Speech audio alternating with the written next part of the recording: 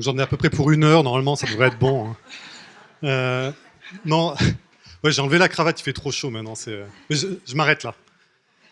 Je ne vais pas faire une synthèse de tout ce qui a été dit dans la journée, mais peut-être plus pour revenir en fait à des éléments donc, qui ont été donnés par le docteur Brunet tout à l'heure.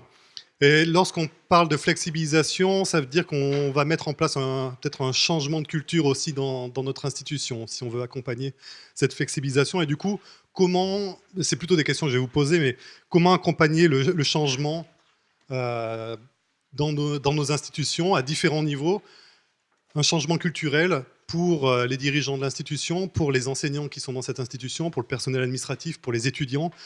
On parlait ce matin des conceptions que les étudiants pouvaient avoir sur l'apprentissage, les conceptions des enseignants également sur la façon d'enseigner. Tout ça, ça va nécessiter, en fait, si on veut aller vers plus de flexibilité, à changer cette culture. Pour changer cette culture aussi, il va falloir s'assurer du soutien de son institution. Ça, c'est des points que j'ai pu glaner aussi dans un groupe de travail. Comment s'assurer du soutien de son institution et de l'implication des acteurs. Et quand on parle d'implication, on a vu ce terme revenir à plusieurs moments dans les discussions. Est-ce que c'est impliquer les acteurs dans les discussions ou faire en sorte que les acteurs soient engagés dans ce qui va être proposé? Et pour ça, le docteur Brunet proposait différents points. C'est déjà peut-être de clarifier la mission qui va être confiée à un groupe de travail, à l'institution, à un SUP qui pourrait accompagner cette flexibilisation. Ce qui induit également de clarifier la vision qu'on va proposer. Alors, je ne vais pas revenir sur les différents termes, mais également de mettre en place une stratégie. Donc, qu'est-ce qu'on va proposer comme action pour permettre d'atteindre l'objectif ou les objectifs qui ont été fixés.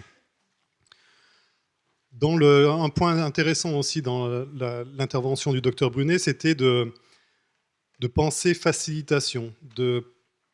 Et ça, c'est plus pour les personnes qui sont dans les instances dirigeantes. C'est comment, en tant que vice-président ou président d'une institution, je peux faciliter le travail de mes acteurs dans la mise en place d'une réforme ou d'un changement de culture.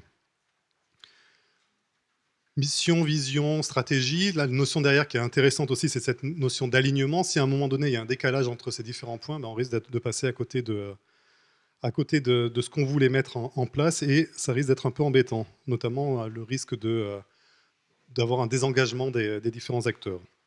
Ça passe aussi par la mise en place d'indicateurs. Ça, c'est aussi des termes qu'on a vus dans les différents groupes de discussion.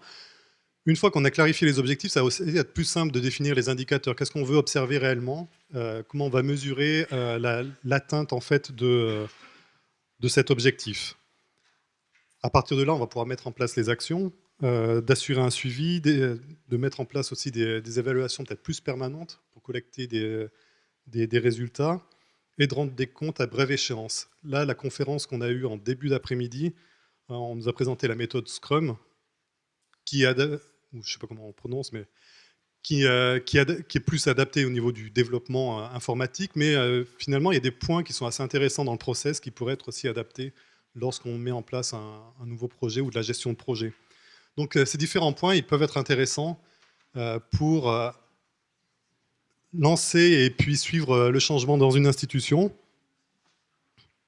Puis voilà, je crois que c'est pas mal au niveau des points qui sont mentionnés. Donc je compléterai demain.